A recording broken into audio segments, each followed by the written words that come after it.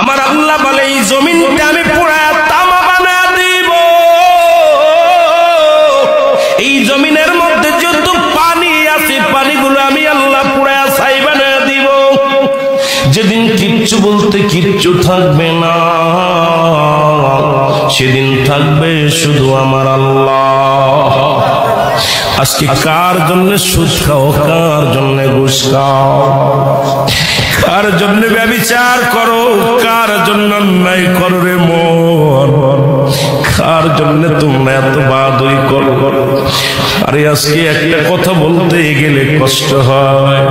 এই জমিনটা আল্লাহ পুরায়া তামা বানায়া দিবে। এই জমিনের মাটিগুলো পুড়ে হবে তামা। এই জমিনে যত পানি আছে পানিগুলো পুড়ে হবে ছাই। এই দুনিয়ার মধ্যে কিচ্ছু যেদিন থাকবে না, ওই তুরস্কের কত বাহাদুর, কত টাকাওয়ালা মিনিটের মধ্যে